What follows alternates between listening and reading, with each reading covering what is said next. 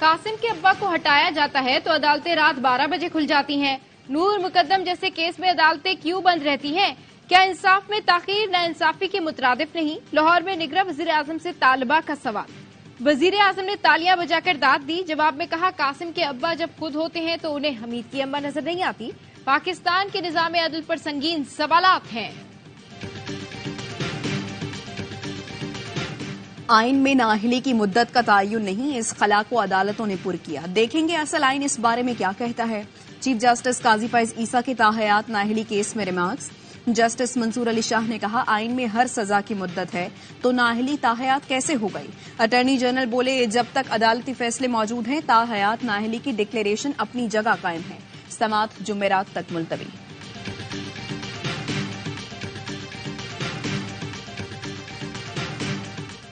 اور Peoples party وزیر اعظم کے امیدوار کے لیے بلاول بھٹو کے نام کی منظوری دے گی۔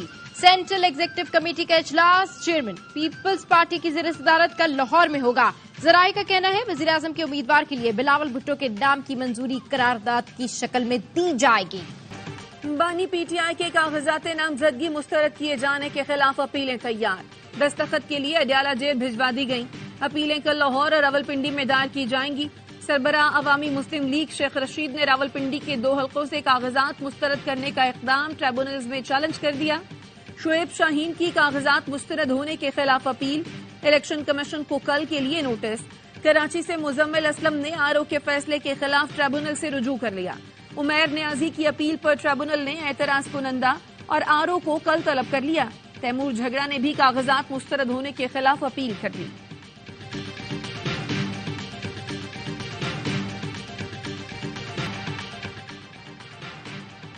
پنجاب میں نواز شریف اور ان کی بیٹی نشاندہی کرتے ہیں اس کو نہیں چھوڑیں گے، تنگ کرنا ہے۔ پی ٹی آئی کے خوف سے دباؤ ڈالا جا رہا ہے تاکہ سینئر قیادت کو الیکشن سے باہر رکھا جائے۔ پری پول دھاندلی کا آغاز ہو چکا ہے، الیکشن کمیشن بدترین کردار ادا کر رہا ہے۔ ایسے الیکشن سے ملک میں استحکام نہیں بدترین عدم استحکام آئے گا۔ پی ٹی آئی رہنما اسد کیسر کی ایوان نیوز سے گفتگو، کہا دھاندلی کے تمام حربوں کے باوجود الیکشن جیتیں گے۔ فیصلہ سازوں سے کہتا ہوں خدا را شفاف انتخابات کرائیں، لیول پلینگ فیلڈ دیں۔ نون لیگ چاہتی ہے ہمارا اداروں سے ٹکراؤ ہو اور انہیں سیاسی فائدہ پہنچے۔ یہ ان کی غلط فہمی ہے کہ پی ٹی آئی اور فوج میں فاصلے بڑھائے گئے۔ نون لیگ کی پروپیگنڈا مہم ناکام ہوگی۔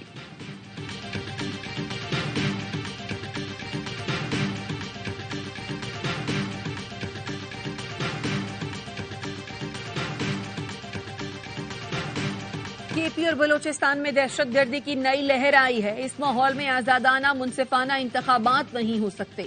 سینیٹر شہزاد وسیم کا سینٹ میں اظہار خیال، کہا اختلاف رائے کو دشمنی کی حد تک نہیں لے جانا چاہیے۔ وقت آ گیا ہے اپنی اپنی غلطیوں کی تلافی کی جائے۔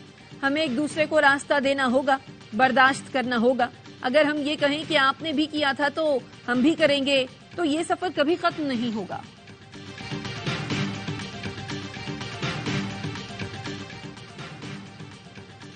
سندھ پولیس کا مقصد صرف حلیم عادل شیخ کو سلاخوں کے پیچھے رکھنا ہے۔ وہ ضمانت کراتے ہیں، پولیس دوبارہ پکڑ لیتی ہے۔ سندھ ہائی کورٹ نے حلیم عادل شیخ کی بیٹی کی درخواست پر فیصلہ سنا دیا۔ کہا پولیس کو یاد رکھنا چاہیے ایک عام آدمی کرمنل جسٹس سسٹم پر یقین رکھتا ہے۔ سندھ پولیس کا یہ طرز عمل عام آدمی کے اعتماد کو ٹھیس پہنچاتا ہے۔ آئی جی سندھ اس بات کو یقینی بنائیں کہ پولیس قانون پر عمل درآمد کرے۔ حسان نیازی کو سٹی کورٹ کراچی سے فرار کرانے کا کیس جوڈیشل مجسٹریٹ جنوبی نے علی زیدی اور حلیم عادل شیخ پر فرد جرم عائد کر دی۔ دونوں کا صحت جرم سے انکار۔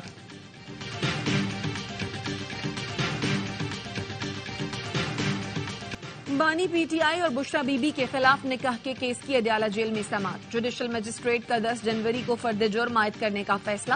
عدالت نے جیل سماعت میں نقول تقسیم کرنے کے بعد تاریخ مقرر کر دی۔ بلاول بھٹو کی جے یو آئی سندھ کے جنرل سیکرٹری راشد سمرو کی رہائش کا آمد۔ پی پی چیئرمین نے جے یو آئی رہنما کی بیٹی کے انتقال پر تعزیت و فاتحہ خوانی کی۔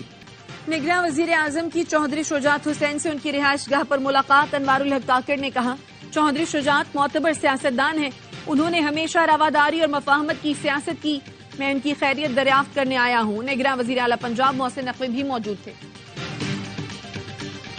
اسرائیلی فوج کی خان یونس، مغازی، رفح اور دیر البلح پر فضائی بمباری۔ 24 گھنٹوں کے دوران مزید 70 فلسطینی شہید۔ حماس کا صہیونی فوج پر کاری وار۔ ترجمان کے مطابق 4 روز کے دوران 16 اسرائیلی فوجیوں کو ہلاک، درجنوں کو زخمی کیا۔ حماس کے جنگجوؤں نے اسرائیلی فوج کے 42 آپریشنز کو ناکام بنایا، 71 اسرائیلی فوجی گاڑیاں تباہ کی، اسرائیلی ڈرونز بھی مار گرائے۔ اسرائیلی جیلوں میں فلسطینیوں کا ماورائے عدالت قتل، 7 اکتوبر سے اب تک 7 فلسطینیوں کو شہید کیا گیا۔ اسرائیلی سپریم کورٹ نے عدلیہ کے اختیارات سے متعلق حکومت کے متنازع قانون کو کالعدم قرار دے دیا۔